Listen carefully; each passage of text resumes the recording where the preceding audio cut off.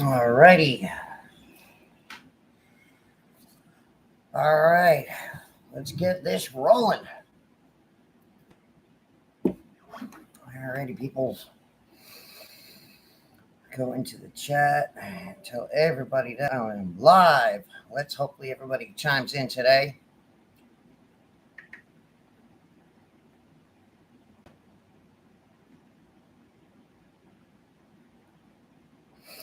Alrighty, at FK8TD.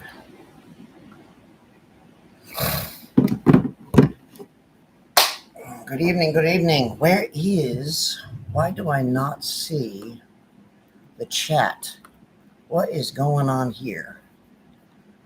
Why is the chat not, there it goes. Alrighty, cool.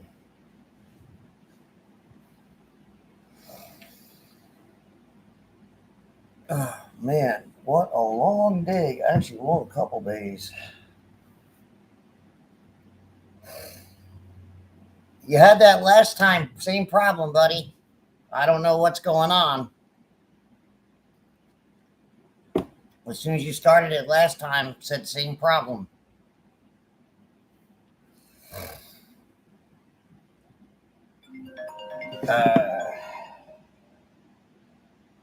Hey, I'm on the live.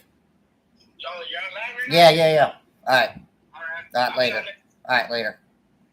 No, I've got excellent internet connection normally. So unless it's connected to my phone for some reason, that would be why. All right, there's the problem. No, it's not connected to my phone. So, personal hotspot. So there should be no reason for it to be an issue. Max, it might be your connection, buddy. Might not be mine.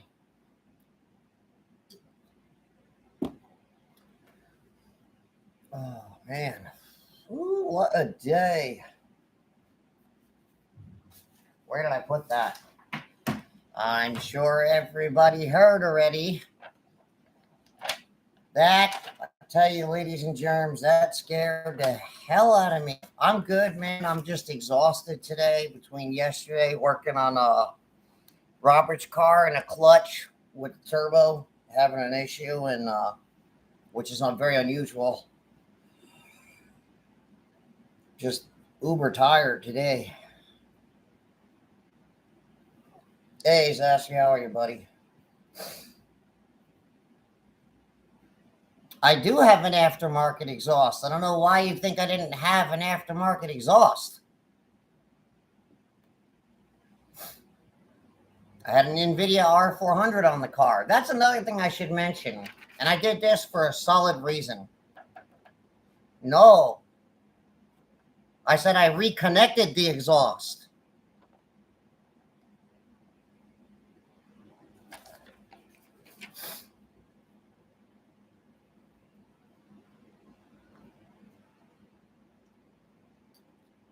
You can't make 800 horsepower on a stock exhaust. I said stock throttle body. And I connected the exhaust. Maybe I worded it wrong.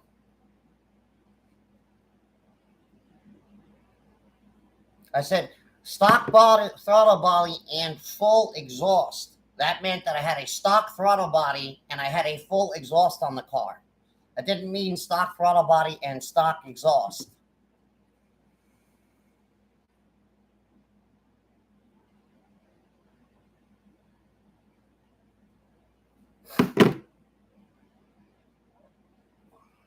There's no way you can't make more than like 550 on a stock exhaust. It'll choke the hell out of it. I like that. Got myself. See, and the thing is, the other guys is like that. I went and kind of this topic came up because there are certain things you can do to certain dynos to kind of influence numbers. And that's really difficult with a Dynojet with a 3,000-pound roller. What post?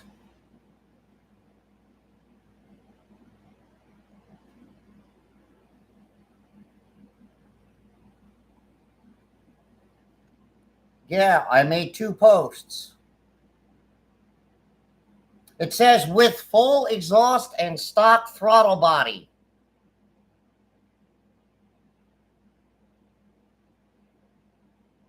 Not the other way around.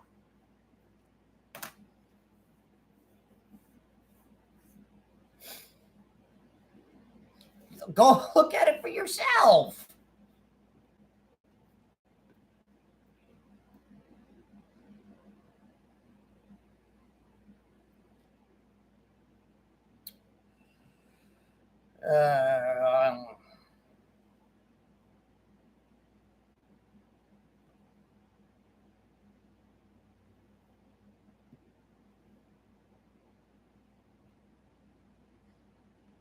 Buddy, I showed you right there. It says with full it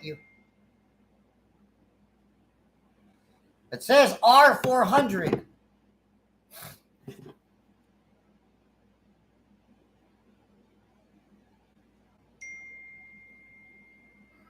Oh boy, here we go.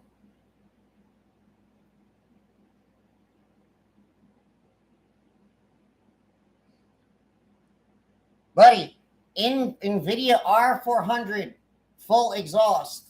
It says on the top with full exhaust and stock throttle body. Both posts, same thing, because I copied and pasted it. So the injectors are on there, a 2500 cc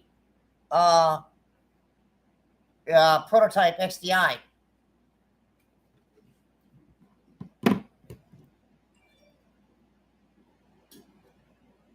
Look, let's not call them without an exhaust. It's an exhaust.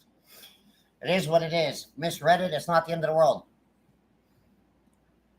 Buddy, you're going to tell everybody else is tripping but you? I don't understand.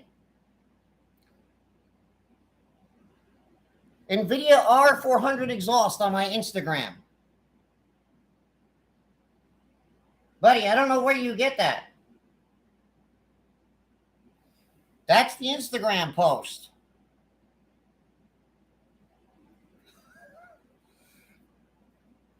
I don't know who's tripping, but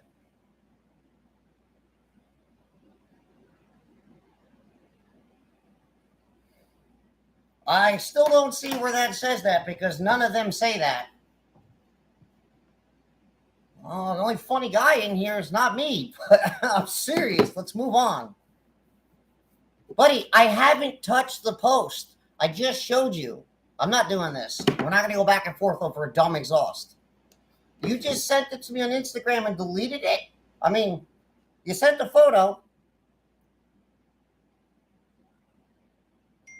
It says NVIDIA R400 and stock throttle body. NVIDIA R400 full exhaust, stock throttle body. Conversation over. Stop, please. Buddy, like, I'm not doing this dumb argument shit. Topic over. Move on. Only person who's tripping is you. Even the one you sent me said stock throttle body. Maybe he's using an interpretation. I don't know.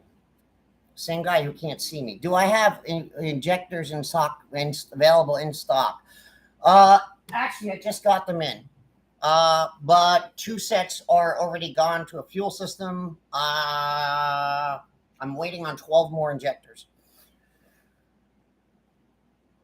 Would I go to Honda at a base map or a fearable stage 2? I don't do fearable tunes. I don't believe they should be. How's the injection duty cycle with 2500s at the power? The injection duty cycle goes up only because the high pressure pump can't keep up. And no matter what they say, guys, you're not really gonna crack more than 700 on direct injection only on E55, or actually I was on E59. I bumped it up to see if I could get more ignition timing, but the car just wasn't having it. Another thing I noticed on Motec is the the ignition timing is different in relation to Honda, and I believe that has to do with something with the maximum dwell setting.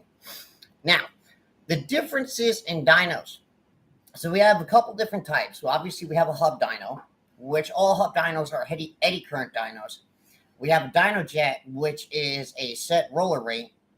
93. Well, on that one, it was 91 degrees. It was 1 o'clock in the afternoon and temperature was going up. And by the last poll, after I dialed it back, the temperature was 94 degrees. So it sucked. We'll talk about the fearable. I don't like Honda fearable. I don't like fearable tunes.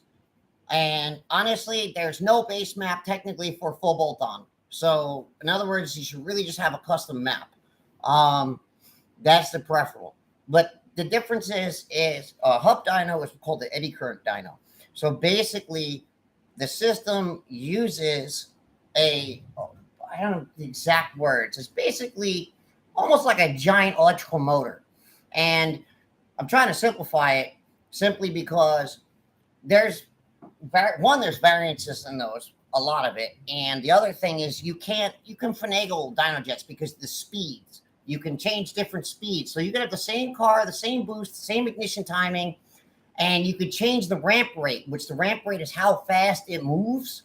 So if you want at 500 RPM a second, the advantage to that is you don't have wheels on the car. So it's consistent from car to car. But if you change that ramp rate, you're going to get different horsepower numbers, which makes no sense because if you're on the same boost and the same ignition timing, you're not really supposed to be making any sort of different horsepower.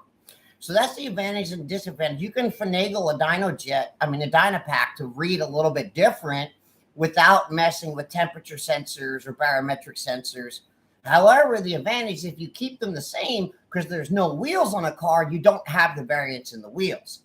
So that's one of the big advantages. Now, the Mustang dynos, they're eddy currents. So the reason they'll say like a Mustang dyno reads lower is because they'll load it up heavier. And a lot of times when you load it up heavier, you're loading it up heavier than the car actually does on the street. So now you're drawing the power down. But this is where I said in the past that a Mustang dyno can read high or low. It's the same principle with any eddy current dyno where you can speed up the rate and it will ramp up faster and the behavior is different and the power numbers are different. So not all Mustang dynos read low. Now, Mustang dynos are traditionally set in SAE, which SAE does read lower. Now, does SAE read lower than uncorrected? No. Uncorrected is simply the number that the car actually makes right there. So if you want an actual number, what the car is truly doing at that moment, you go with uncorrected. Now, the reason I prefer a Dynojet, a big roller Dynojet, is because that roller doesn't change size from dyno to dyno. With a Dynapack, you can get different sized Dynapacks. Now, there is a point where when you start making too much power and you do like I did and knock the tires completely off, it stops reading because you're just spinning, which is what happened to me. And let me tell you something. I really thought I roasted something for sure because I added more than I had meant to add. And let me tell you, oh man, whoa. But either way, I said to myself, I said, you know what? That's just right then and there. I was like, no, okay, I've had enough. My heart just went, and just even thinking about it. So there's another thing that I think would be advantageous is a Dynojet with eddy current, and they do make that. The advantage to an eddy current is you can hold it at steady state RPM. So if you wanted a car, you had a drivability problem, you didn't want to drive it on the street, you go and you put it on the eddy current Dynojet, and you can lock it at a speed and then change the load, or you can lock it at a set load. That is an advantage. But if you overload a car it's going to read lower. If you underload a car, it's going to read higher. But you can't do that with an old school Dynojet 224. It's going to have a 3,000 pound roller. So that's some of the advantages. So the hub dyno, obviously, you know, if you break a strap on a Dynojet, see you later. You know, that's why they put multiple straps. So hub dyno, you take the wheels off, slap them on, it's not going anywhere. But hub dynos, man, the smaller ones, they overheat easily. So disadvantage again to a hub dyno is, at least not that I've seen, you can't do a variable ramp rate, meaning, so when you're under load and you're not in boost yet, the car doesn't go up 500 RPM per second per se. It'll go up 900, then 800. As boost builds, it goes up quicker and quicker. You can't replicate that on a hub dyno. You just can't do it. It's not possible. So you have two options. You slow it down a real lot and overload the top end, or you speed it up and you underload the bottom end. And if you're dealing with duty cycle and boost, you risk sending a car out there that's going to do more boost on the street at low RPM and blow up. So that's the huge disadvantage to a Dynapack, where it's not really a good representation.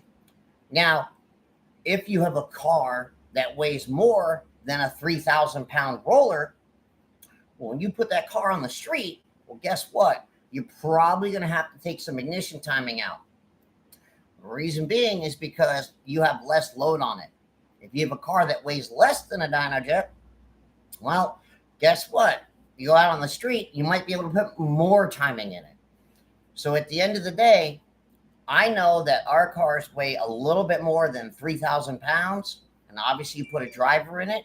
So when I'm done tuning on a Dynojet, I take 1.5 degrees of timing out. And guess what? That saves you. That's what saves it, that little bit of change. So that's some of the big advantages, disadvantages of each, though. Like, you can blow the tires off on a Dynojet. Unless your car weighs exactly 3,000 pounds, the tune can't be 1,000% perfect. And, you know, and as I said with the eddy current dynos, you know, you can't load them up the same. So that's the big thing. You know, the only big one would be an eddy current Dynojet with a heavy roller. That's it. That's like your ultimate dyno. So that's pretty much it as far as dynos, do's and don'ts. So I'm sure everybody wants to know something about what happened this afternoon. So fire away the questions about this. So about, you know, the power and what I used, and sure everybody has questions about Motec too. The differences, advantages, disadvantages. Yeah, I agree with Andy though. I like the Dynojet because it's at the wheels. It's what you're making. If you were to reverse calculate this though, add about 11%. Yeah, the Speed Sauce Plus works good, works real good. It just doesn't carry the ignition timing methanol does. Methanol does have some advantages. Why does this guy constantly harass me? Jesus Christ. The gear ratio on the PPG gears is 1-to-1. If you are a stock FK8, your gear ratio is 1.1-to-1.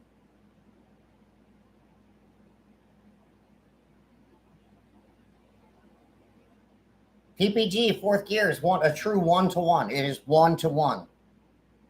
If you're in a stock FK8, run fourth gear, it's 1.1-to-1. It's the closest to 1-to-1.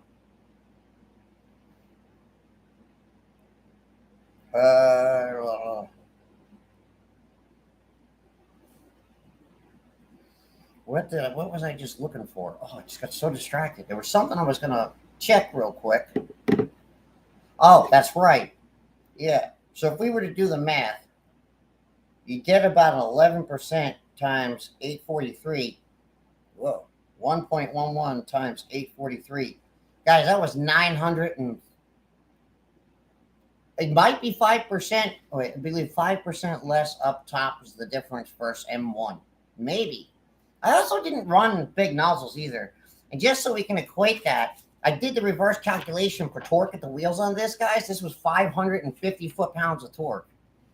And at the crank, the horsepower comes out to about 935 horsepower at the crank. I'm actually glad that spun, to be honest with you. I don't think there was enough fuel for that on that run. But you could tell if I had more fuel, that thing was going to make 900.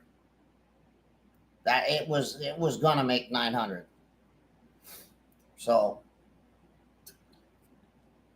yeah. Yeah,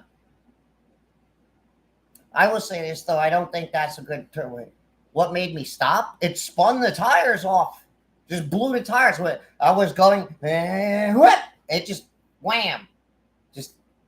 And to be honest with you, I've blown the head gasket in the past when I had a Cometic gasket.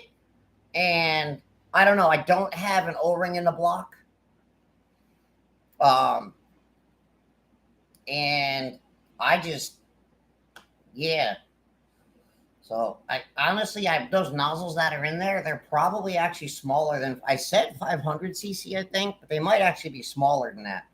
Because the car will make around 730 on E50 with DI only, and that's about all it'll support. So I don't really know. The other thing is, the more boost you run, the method injection, so the more boost you run, the less method injection, because you're going in against that boost. So it's really kind of hard to say exactly how much was coming out at that point. So that is a big disadvantage. Any timed events? I'm after roll racing. I've said that from the start. I don't do quarter mile. Roll race is not timed. It's get from one end to the other. And I'm going to use the precision turbo for that because the G35 1050 is too big. It doesn't spool. So, honestly, guys, I'm going to tell you right now, like 670 is like really good. So, like horsepower wise, it's brutal.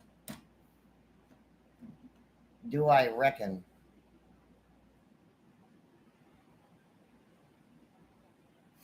Yeah, everybody says a 6466 is the turbo to go with. I think the compressor wheel just being so big on the Garrett and the fact it's an internal gate, the structure of the housing just doesn't really allow. Average coolant temp. My peak coolant temp, because I had to be the back-to-back, was 203. I did 3 runs within less than 8 to 10 minutes.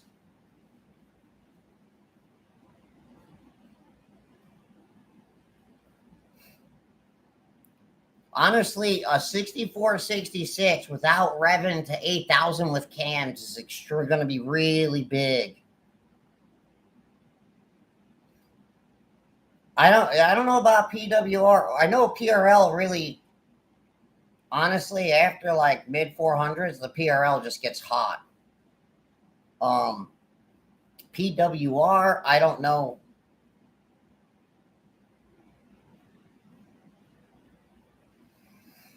You know, a lot of people sit there and will claim they've made power, but they don't post it. And a lot of times that's because they don't want people to know. And I really don't care.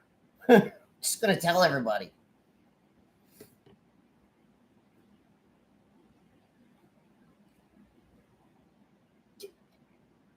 I only know of one person that's made more, that I believe made more.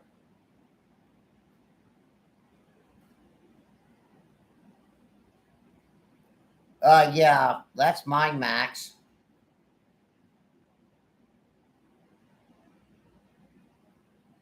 I haven't made any more than that. And I don't know what it is, man. I swear to God, I must always, always, always. Every time I go to the dyno, it's 90 degrees or higher. I picked the worst time of year to dyno, and it's like 2 months ago. I was gonna go, and some things came up. I had another customer, and I messed up and I had double booked, so I put my customer first, of course. And here I am months later, threw the Motec in it. And I'll say this.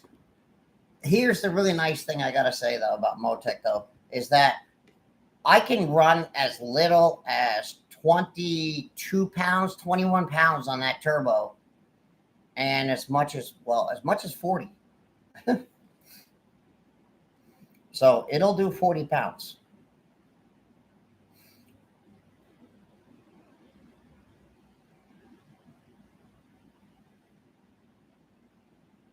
I think Acuity reverse flow hoses are a complete waste of money. Buy a bigger radiator. All that does is trick the computer into reading the coolant temperature sensor too earlier and turn the fans on earlier. Doesn't actually do anything. Every time attack racer will tell you, time attack or track racer or autocross will tell you they do nothing.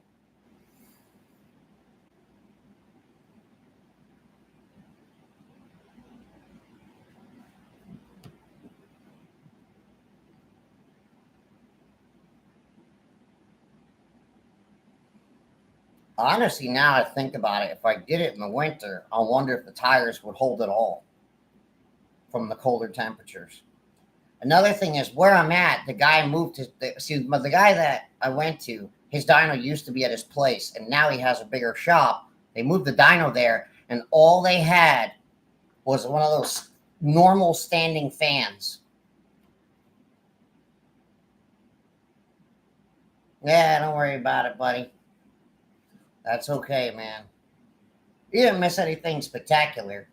Anything else is out there on Instagram. So, honestly, I would think, to be honest with you, the way this turbo behaves, I honestly think the Precision would probably make more horsepower than this. I think that the way Garrett turbos are, with the hot side being the size, no, I don't. So, it's my understanding that Luke made over 900. So I wouldn't say that I have that record, okay?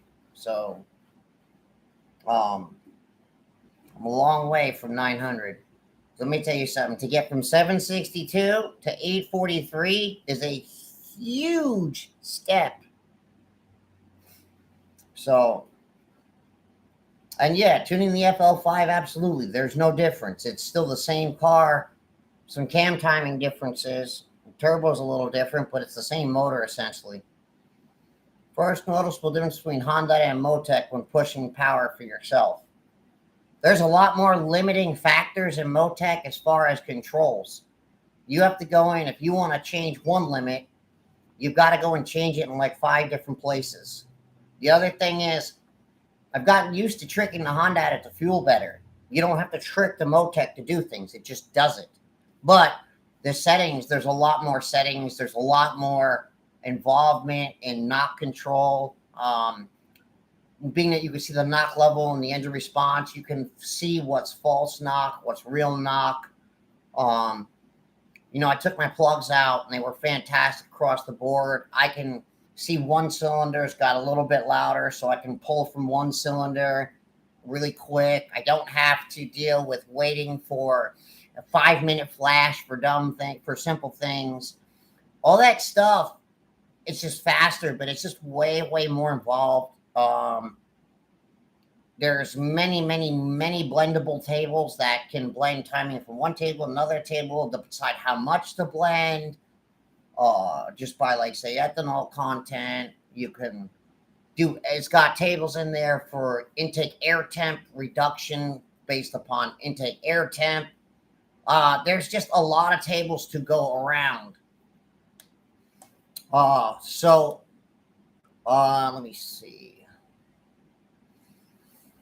Did the FL5 water pump fit the FK8? I never got one because it wasn't not available to be bought, unfortunately. When you say enough is enough and leave it as it is, it is enough. I'm done. That's enough.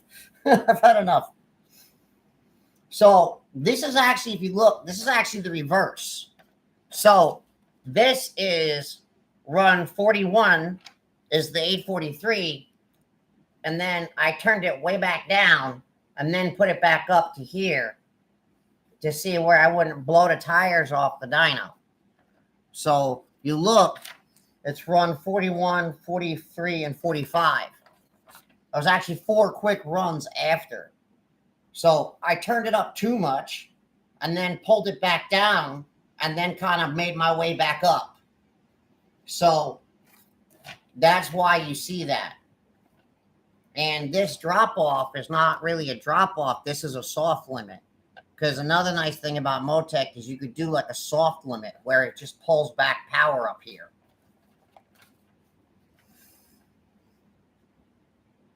Best full bolt-on setup. That depends on, that's, everybody's opinionated on that, but honestly, in full bolt-on, no, I've been done this 100 times. It's like catless downpipe, straight flowing 3-inch exhaust, as long as there's no resonator, no extra like baffles in the muffler, PRL or Mishimoto inlet on a stock turbo car, because that really doesn't matter. Regular PRL rate intake, you know, it just depends on where you want to go with it, man. But I always recommend the Mishimoto intercooler. That's gonna be my #1 thing.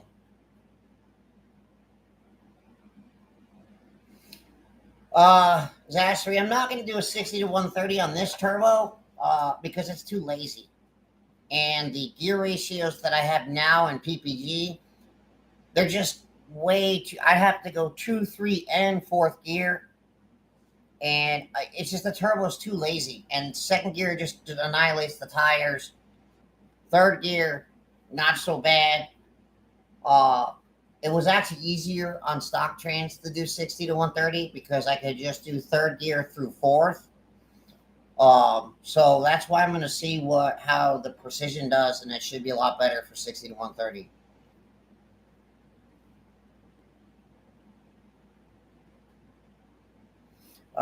You're welcome, Chris. Thank you, buddy.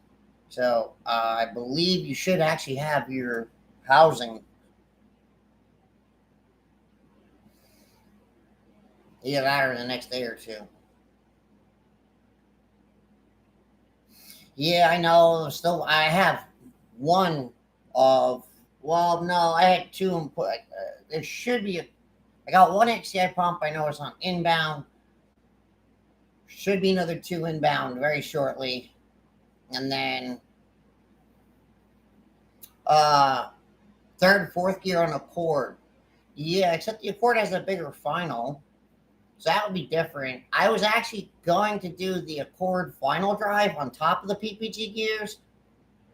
And that may have worked out, but it still put me in no man's land for roll racing at the track. So it was kind of weird.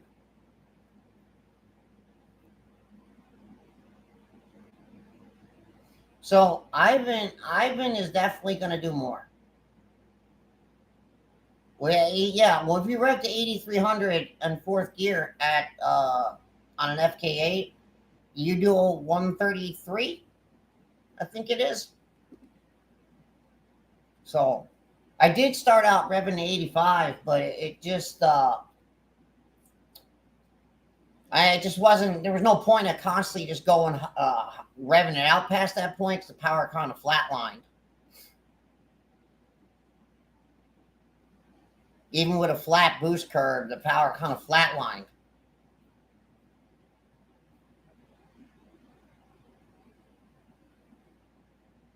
I will say this was pretty crazy. It made you know, I think it was like 17 pounds. It made like 500 on 17 pounds in the beginning. 25 pounds, guys. Just so you might just clear, 25 pounds made 615. I actually left it at 25 pounds for a while, playing with ignition timing, fuel, and cam timing. And 25 pounds made 615 horsepower, which is like, blows my mind to make that on 25 pounds of boost.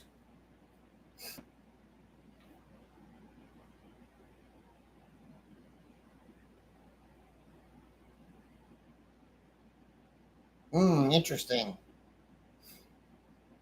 Yeah, if you can get away with 2 gears for 60 to 130, it's always going to be faster.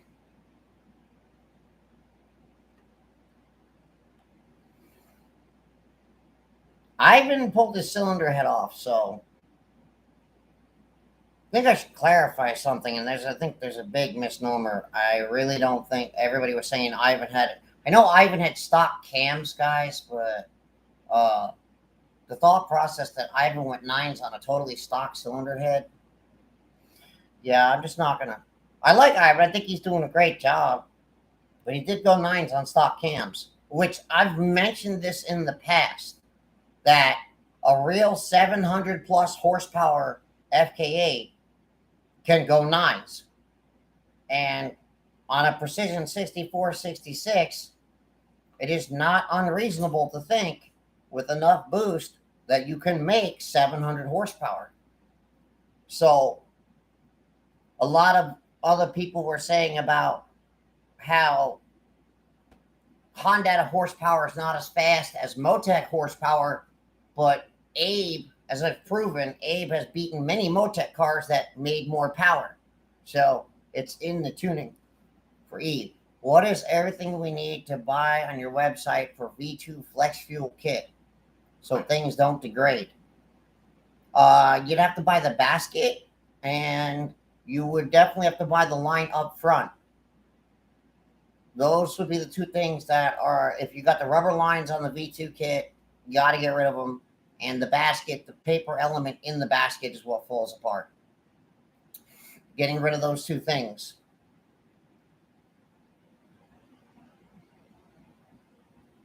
I should kind of clarify, for those who don't know, where the pump is put together, that looks, I don't know, I guess like about the size of a smaller coffee cup, that is a filter, and that's what falls apart.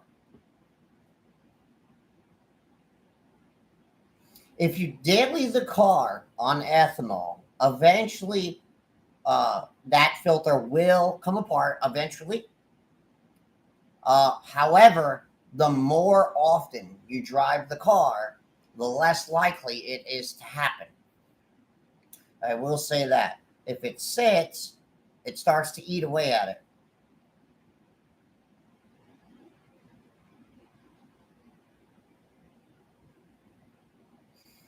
So on a full bolt-on Accord, if you are on stock turbo, you are not going to benefit from a ported manifold. It's just not going to help you. You don't move enough air. You absolutely would at least need to have an upgraded turbo of some kind to benefit from it.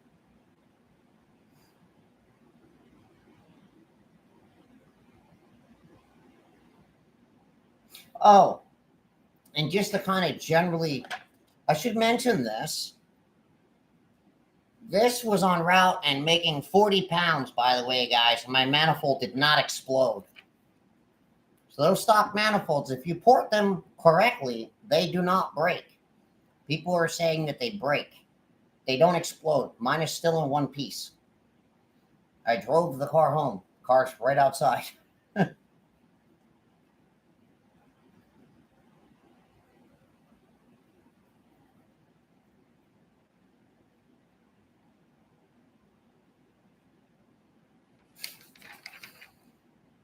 Man, that's still, my heart's still racing thinking about that. God. You know, it's funny because I've built other people's cars and it just doesn't phase you the same. You know? Man.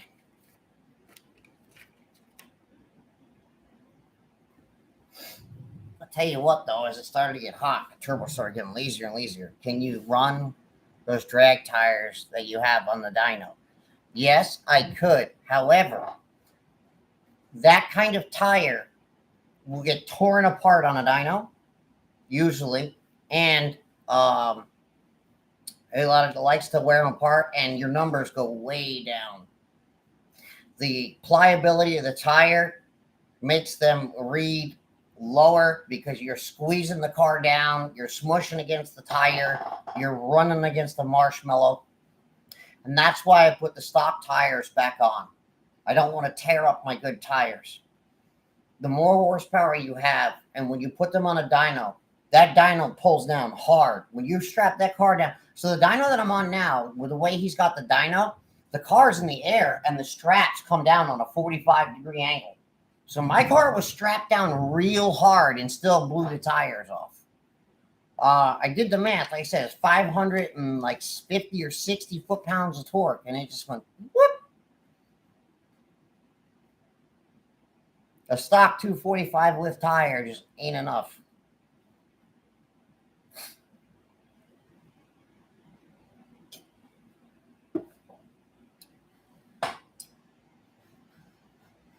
Thing I was freaked out about is I broke something, but thank God I didn't.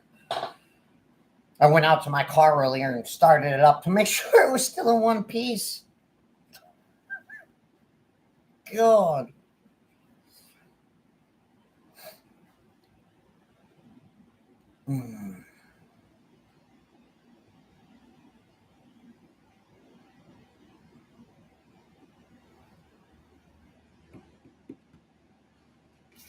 For the humidity, though, wasn't bad, though. I gotta say, humidity wasn't bad at all. As it got hotter, though, it was kind of interesting. The humidity kind of went down as it got hotter this afternoon. Says it went from 18% down to 15%, but it did rise from 91 to 94 degrees.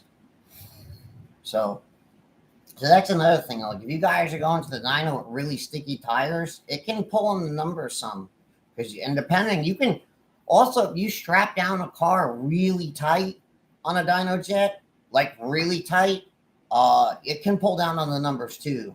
You kind of want it to not be strapped too tight. Like if you have a car that's making 400 horsepower and you're in fourth gear, there's no reason to strap down the car to where it's yanking down on it real tight. On my car, so normally, just to give you an example how well that works, where we're at now, on like Logan's car made I forget what it was, 525 it was over there. They put 2 straps on the front. It was more than enough. And he put 4 straps on the front of mine because we knew something was going to happen. So I'll say this, though. If I had stock trans back in that car still, it would be in shambles right now. There would be nothing left of it. It would have blown to pieces.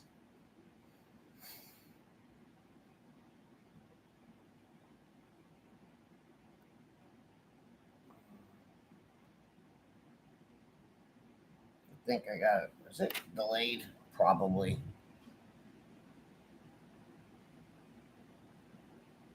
Did I lose connection? I don't think so. I think I lost connection. Shit. That'd be a first. Oh, okay. Well, I didn't lose connection. All right. I just didn't have. Nah, there was no questions. It was the first time we've had some dead time in there.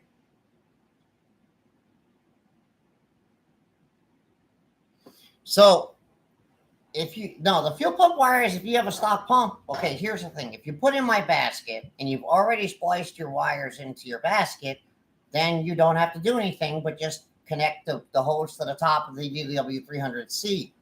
Now, tomorrow, Rashawn, that's tomorrow. Tomorrow's tune schedule setups. So, just everything in the last 2 days really put me backwards. But if you don't have your DW300C already spliced, you're going to have to do it. No matter what, any pump, you have to do it. Unless you order a whole assembly, and if you order the whole assembly, the assembly basket and everything else, I do it for you. So, Yeah, money shift. How to tell if you did damage? You'll know right away. It won't run right. You'll know.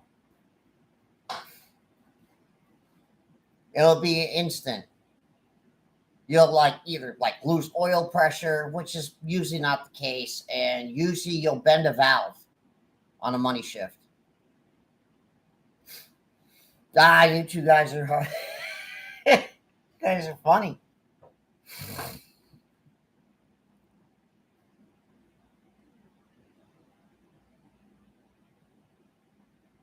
If you go to the whole assembly with the pump, I'm going to tell you get a Walbro. It's the same price.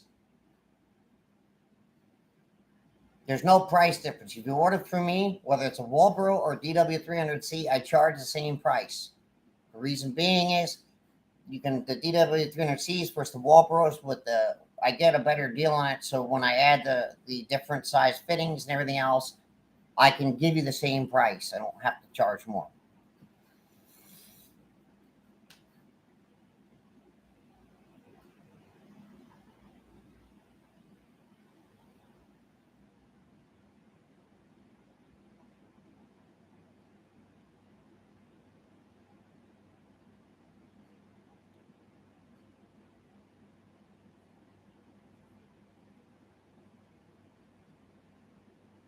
What's up, Tan? You guys are funny. I learned from you.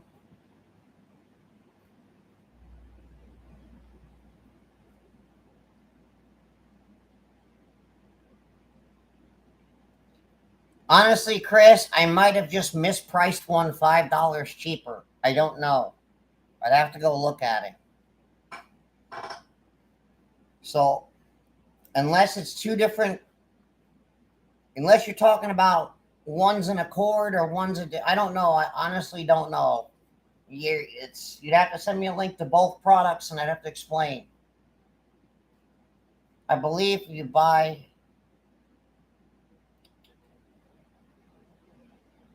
the gauge separate, it will cost you more because you already paid for another fitting that I had to put in the first kit.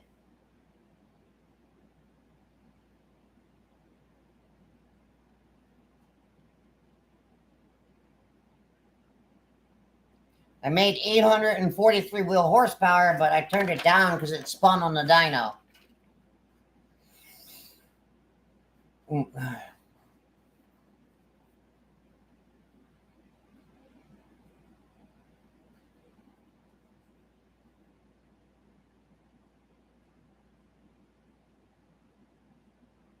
Oh no.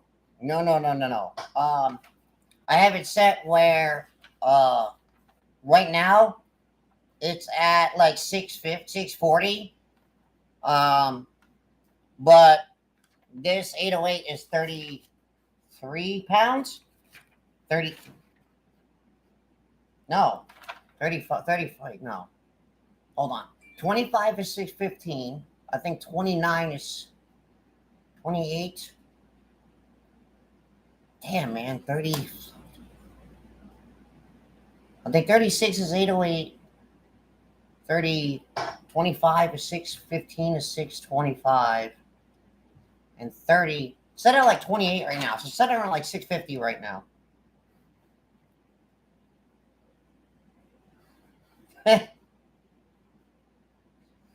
Dan, you gotta, hey man, stop by. Just not tomorrow. You're gonna have to wait till like next week, man. I'm totally booked over the weekend. I've got that motor to finish over the weekend too and everything.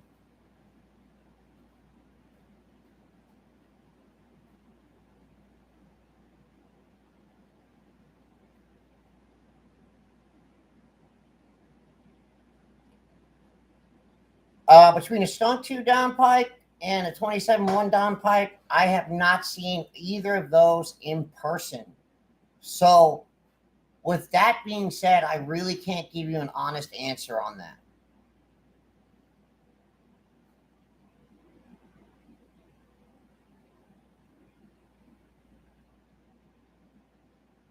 Right now, I feel like I've been up for 24 hours, though. Thank God, though, I got Robert's car fixed in time. So here's the funny thing. You're going to laugh about this. Did I ever use the blade cams and the throttle body? I've used the blade cams in the past, and to be honest with you, they are not worth the money. They don't really, like, you will make the same power you made before, but like 1 pound less boost. So the stock throttle body is on the car. I had it on the car before, but I don't know if it makes any more power. But I'm going to tell you right now, the limit is 100% the exhaust. The exhaust is the limit right now. So, and the reason I say that is because the amount of boost it took to get up here, and the fact the way it was shooting up here and plateauing, because as I went up in boost, it just plateaued more and more up here. So in the bottom was 25, it just kind of came up, and then as the boost went up, it plateaued more and more. So the exhaust is a restriction. Damn, I made 808 on a 3-inch exhaust. God damn.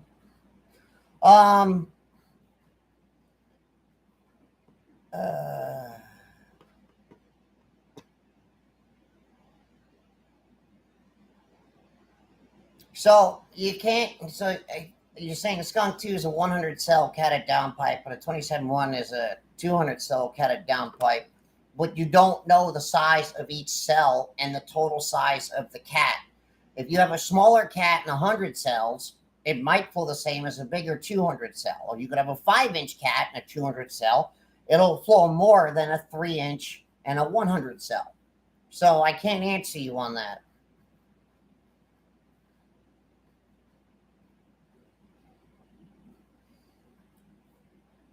As far as fuel system kit, if you upgrade to the feed assembly, there's nothing left. As long as you do the lines and the fuel system, and if you do the basket assembly, there's nothing left. Like you're good to go.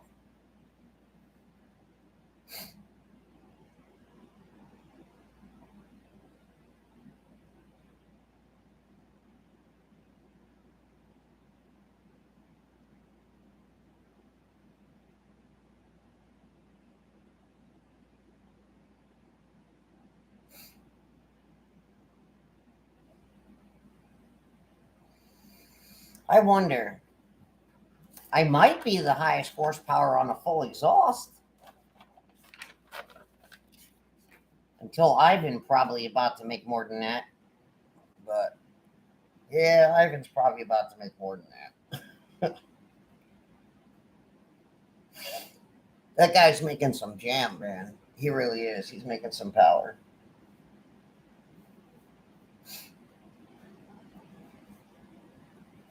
I wonder. I think Ivan went 147 miles an hour. Is Ivan's car gutted? Anybody know? Yeah, Ivan went 9.6, I think. Ruthenium plugs benefit a car, intake, intercooler, and your off-the-shelf tune. Yes. I took the same car, the same tune on 93 octane, tan. His screen name is Next Gen P 2.0. I tested it on his car. They make at least 5 more horsepower on 93 octane with no changes until he had to sell his car, damn it. And I tested the ported manifold too. So yes, is it an easy transition installing the feed assembly? Probably we're going to upgrade months after the kit. I have the basis of how to install it into the basket if you already have a pump, but I would leave that to somebody who's done that kind of stuff before. Are all motor mounts beneficial or just rear motor mount? Well, in my case, I have all the mounts. I don't know that the top motor mount would take that kind of abuse, but I will say that my motor mounts are all street urethane. And that's probably what made my transmission last as long as it did. The stiffer you make the motor mounts, the more abuse the transmission, axles, and suspension takes. For guys that are road racing, a lot of those guys use really stiff mounts, and a lot of those guys break transmissions on lower power. That give saves it. However, the reason the road racers do that really stiff mount is the transition from on and off throttle is less jerky.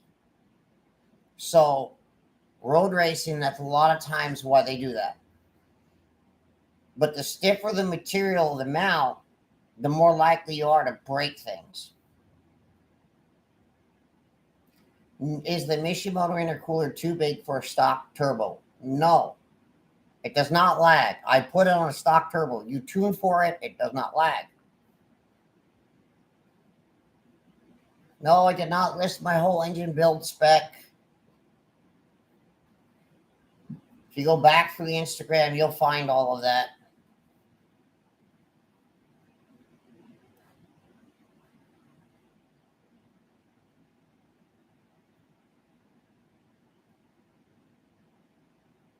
If I list everything in my car, I'll be here for 20 minutes.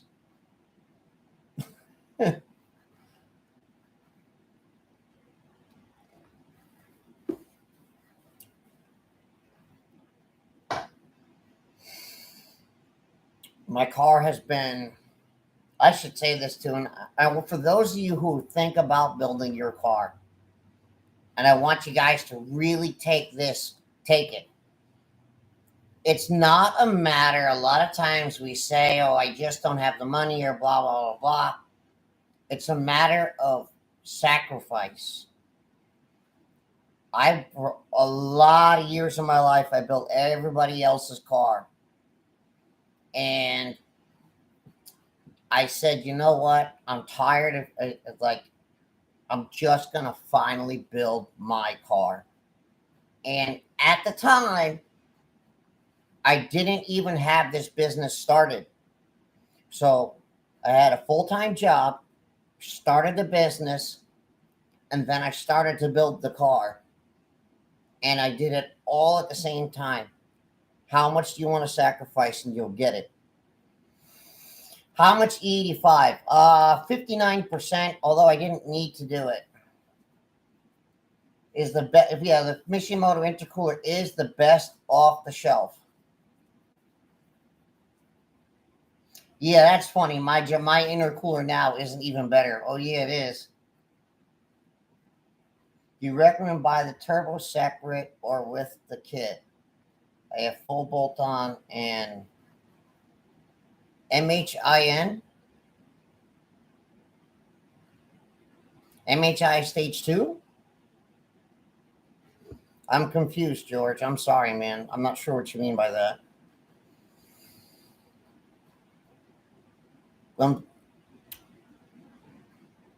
So, the MHI stage 2, if you're not looking for more than like 430 horsepower, on like 93, or even, it doesn't really matter. You're kind of like really just fuel system limited. You can run a lot more boost on 93 or a lot less on E30 and make the same power.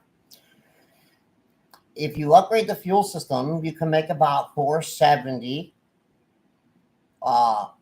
Consists or 65 to 470 and 93. And then if you do, and that's with a fuel system, or you can make about up to 540 wheel horsepower on with a fuel system on flex fuel with it. So when you say the turbo separate or with the kit, I'm a little bit. Do you mean fuel system with it? I'm thinking you mean. I'm assuming that's what you mean.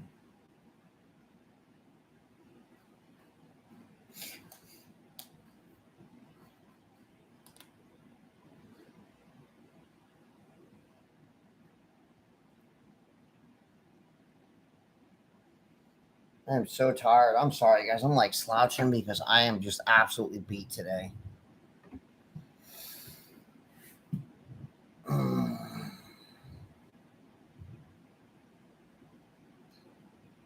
So, catch cans. Do I recommend one? The radium can that was leaking was not my own. It was a customer's. Here's the thing. I'm going to say if you have a catch can, like Mishimoto does offer a check valve. And I'll explain why you need that check valve.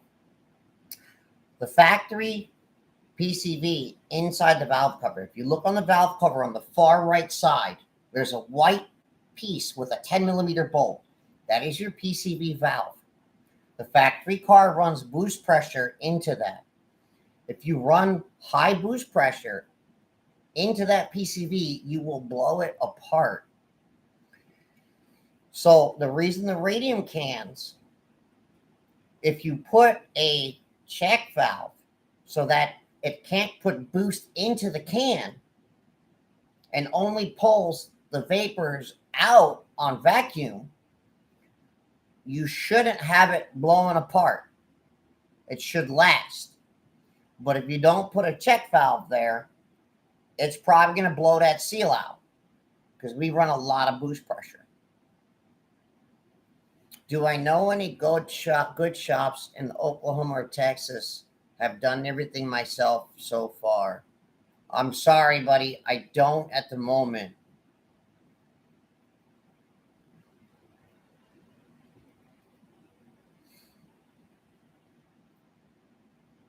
So, yes, Bob Lee went 10-1. So is it unreasonable with the sequential for Ivan to go 9s? No, not at all. Ivan also uses a slipper clutch. A slipper clutch setup is a lot faster out the hole. How many possible solutions are to go fully 85? Mixing is annoying. That really depends on your car and how much power you want to make. 2000cc injectors, XDI pump, but you go full 85 on stock turbo. Won't do you any good past E50.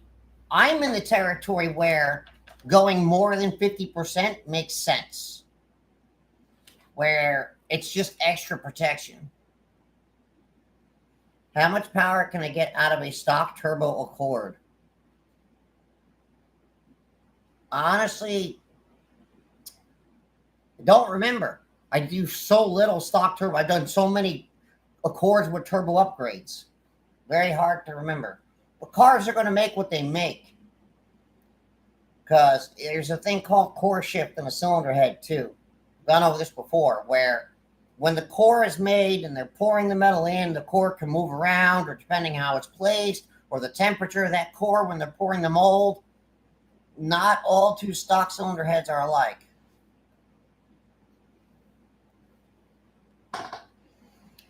I take Fuzzy's car with a grain of salt. That guy had Fuzzy had the same turbo I have and blew up on 750 and never showed a number. I'll take that for what it is. Thank you, Juan. Fuzzy's head gasket came right out. Just whoop.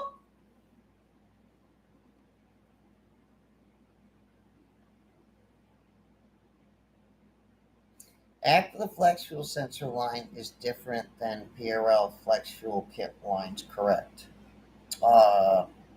So PRL flex fuel kit lines are rubber if they're V1 and V2.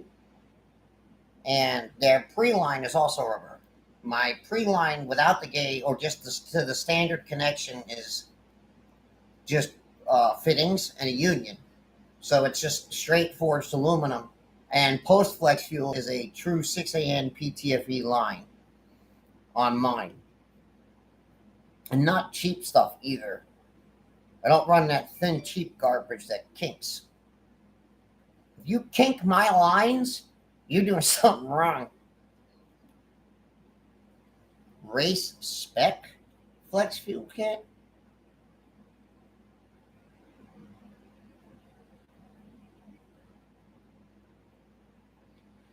I do the OTS maps every few days. I punch them out every few days. Depends, it really depends on what the schedule's like. I didn't get a chance to do any orders yesterday. And today was just, I was behind because everything that happened with Robert's car, so I'm behind a couple days. But about every few days. Sometimes maybe 4 days. But I'm not going to BS you. Just say it for what it is, though. Custom tunes are different because I have to take schedule out of a part 3 hours out of a specific day, so I have to move a lot of stuff around.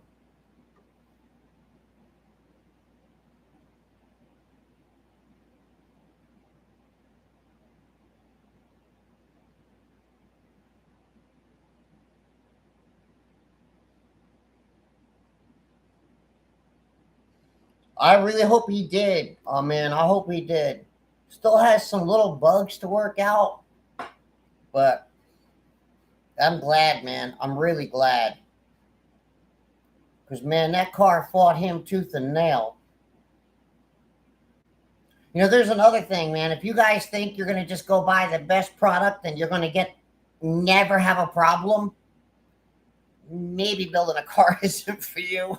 Oh, man.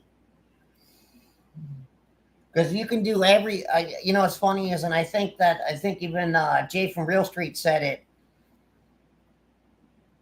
even if you do everything right, stuff just happens. It just does. It really just does.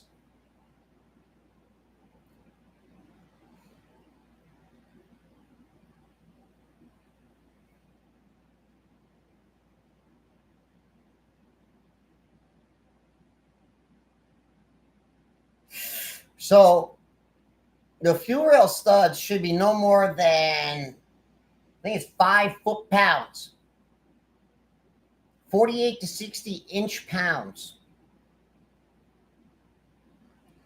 Yeah, 9 foot-pounds is not actually. So there's a problem. The 9 foot-pounds is for that L bracket. It's not actually for the rail. That L bracket that goes around the line that goes to the rail. I never torque those that high. If you're worried about them coming to power, do 48 inch pounds and a dab of blue thread locker.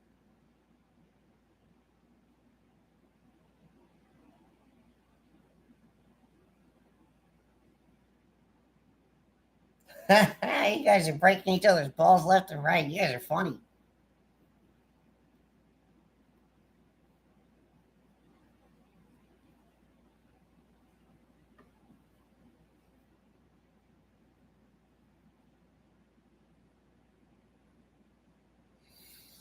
Yeah. Or you could have guys like my original guys that I paid to sleeve the block, put my bore 30 thousandths out around.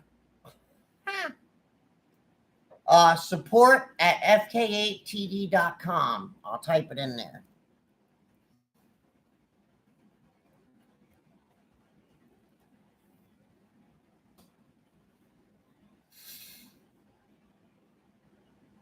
If I keep drinking any coffee, I'm never going to sleep tonight. Dang, man, my legs feel like mush.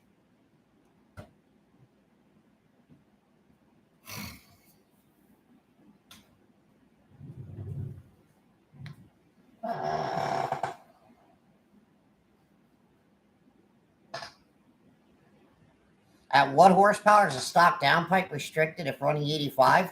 The stock downpipe's restriction period.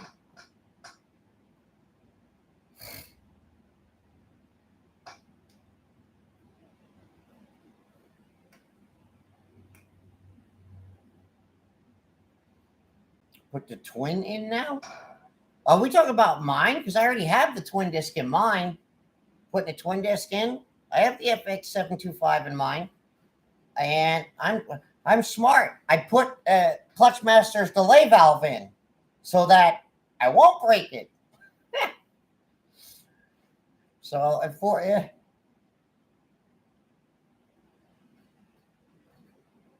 oh, I'm sorry, man. Sometimes people really actually don't know.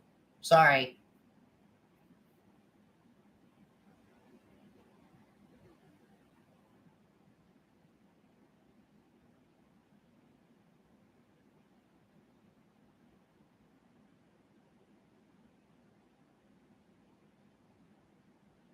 Kit in my Meta Sun 600?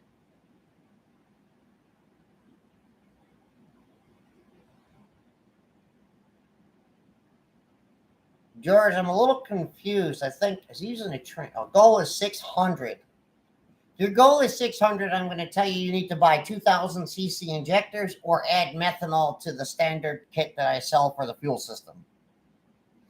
You definitely, unless you want to run like race gas all the time. Another thing is if you want 600, you're going to need cams.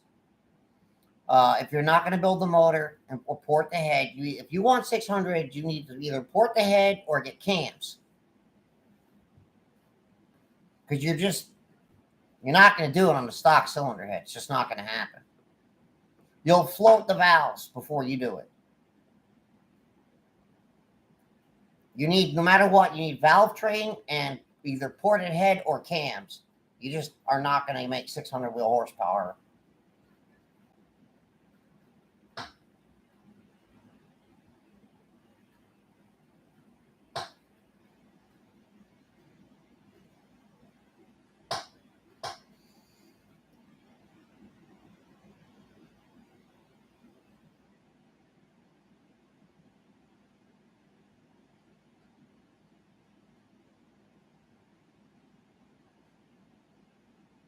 Is there a better fuel filter when using E85? The only thing, if you mean outside of an option for a factory filter, no. There's no replacement for the factory filter other than what I sell in the assembly,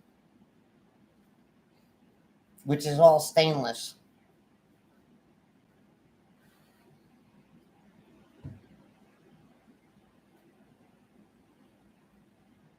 I usually leave, if I didn't it for E45, then you should be all right, like about 49%.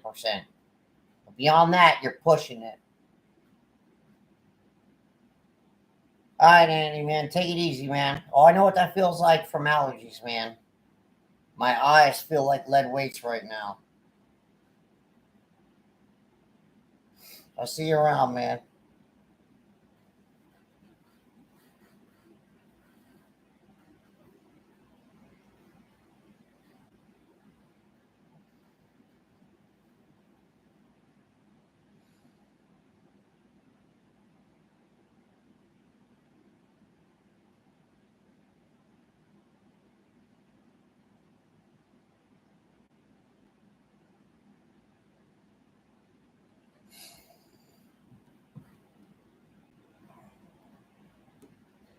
I also want to, yeah, you know what? I should touch on that ethanol percentage thing too.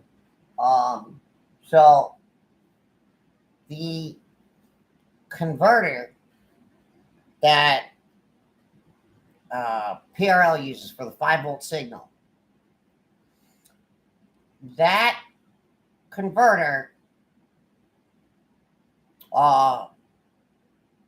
since the way it's scaled in Honda, when you get above 53%, because they've got the voltage offset difference, like 55 is really 50, not 57 or 58%. I thought I should touch on that because I forgot about that. That's why I'm usually making an adjustment in that scale on the PRL sensors. Slight adjustment to kind of combat that. Because I've seen it where it says 56%, it's really like 60. How often would I change ruthenium plugs running ethanol? That's relevant to horsepower level.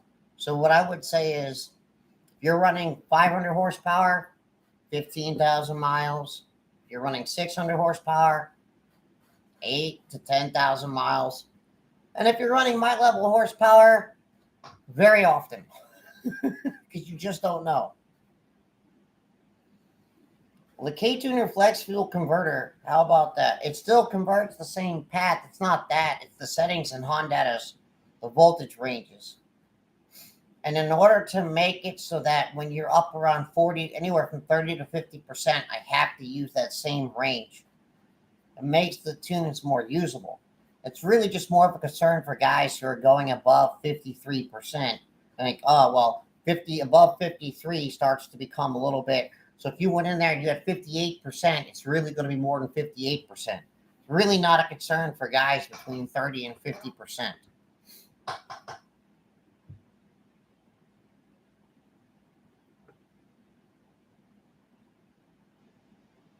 It's more of a general settings thing.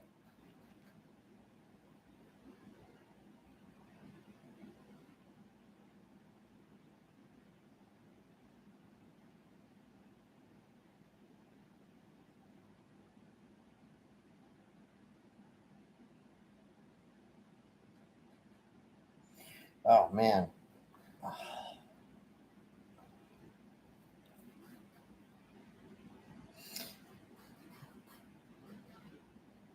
Yeah, sorry, man. I don't. You know what? Call JE. They should be in stock. The last time I talked to JE, they had 200 of them on the shelf.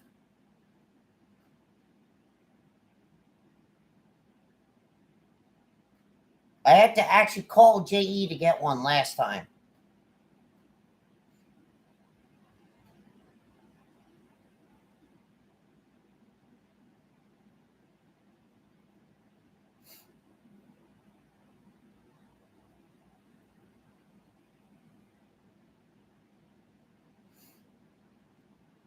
Hey, man, got proof it works. Telling you, man, couldn't believe it. What's the current highest stock block horsepower torque numbers? So, if we're saying stock block, I'm going to say stock pistons and rods. The highest documented would be O'Neill's at 620 wheel horsepower. Stock pistons, rods, stock head gaskets, stock head bolts. He has springs, retainers, cams. That's it. Stock head, stock valves, stock head gasket, stock head bolts, stock pistons, stock rods. So essentially, the only thing that's been off on that thing is the valve cover, the cams, and the valve springs. That's documented. I've heard people say Red Star made 640 or something, but nobody's got proof. Everybody says, oh, they made 640, so.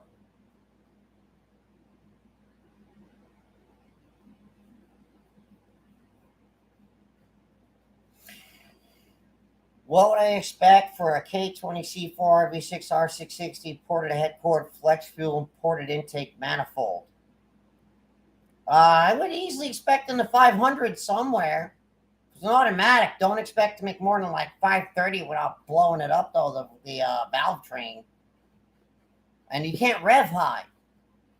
But 530 plus, if you've got enough fuel, but the flex fuel kit's not going to make a difference. You need port injection if you're going to port the head. No matter what, you're going to be fuel limited. So if you're not going to put any additional fuel outside the stock fuel system, don't expect more than 440, 450 on even if you port the head.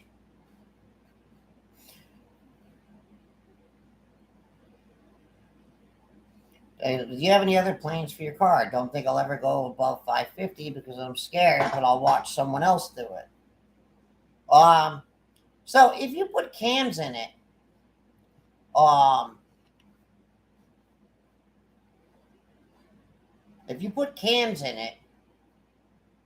they said the end of June.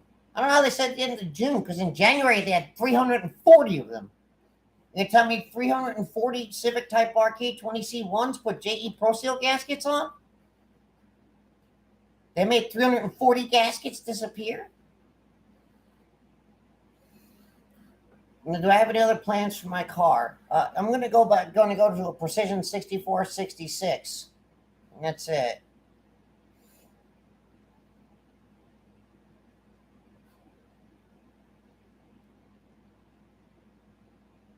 Can you estimate horsepower after street tuning?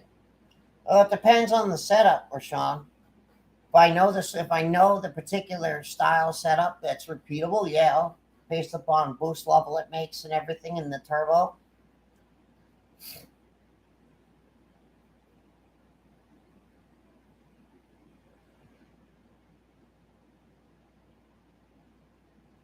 Like generally, I could say that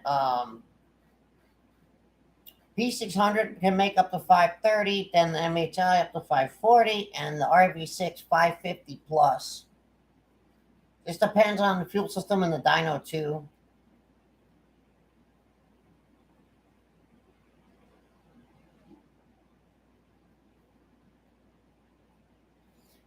Is it normal for a flex fuel to move around 2%? Yes. Should see what happens when you put a crap load of flow through it.